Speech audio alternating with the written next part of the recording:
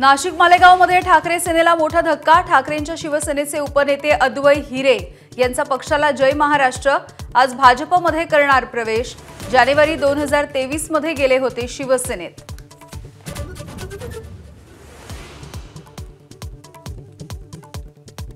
मुंडवा इथल्या जमीन गैरव्यवहाराचं प्रकरण पार्थ पवार यांच्या अमेडिया कंपनीला म्हणणं मांडण्यासाठी 24 नोव्हेंबर पर्यंतची मुदत। 42 कोटींच्या नोटीशीवर कंपनीने 14 दिवसांची मुदत मागितली होती।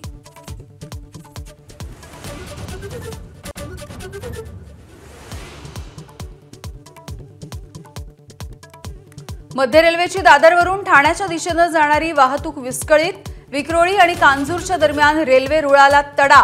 वाहतूक 20 ते 25 मिनिटे उशिराने।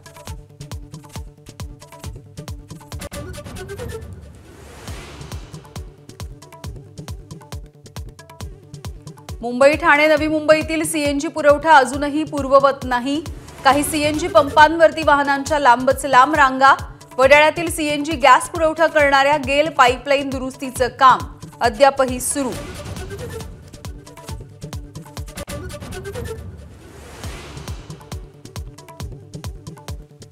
आरक्षित जागांची संख्या 50% जास्त झाल्यास निवडणुकाच रोखू।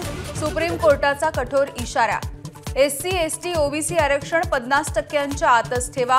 सुप्रीम कोर्टाचा आदेश।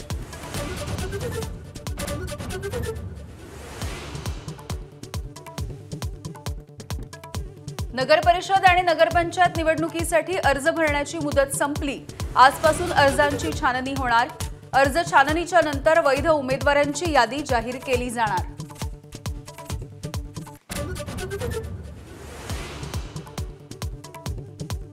बोगस शालार्थ आयडीच्या प्रकरणी नागपूरमधील पगार रखडलेल्या शिक्षकांचे तात्काळ पगार देण्याचं गृहराज्यमंत्री पंकज भोयर यांचे आश्वासन।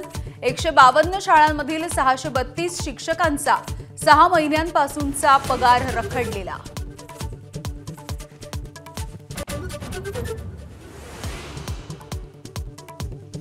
राज्यामध्ये थंडीचा जोर वाढला। नाशिकमध्ये 6.9 अंश सेल्सिअस सगळ्यात कमी तापमानाची नोंद। मॉर्निंग वॉकला जाणाऱ्यांची संख्याही वाढली।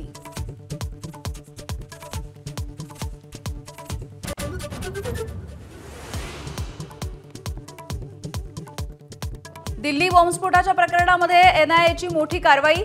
दहशतवादी उमरचा दुसरा साथीदार दानिश याला श्रीनगरमधून अटक। हमास सारखा ड्रोन हल्ला करण्याचा कट होता। सूत्रांची माहिती।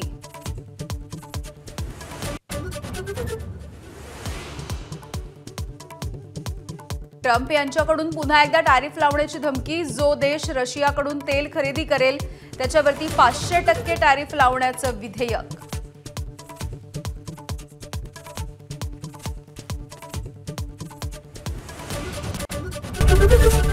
एबीपी माझा, उघडा डोळे बघा नीट।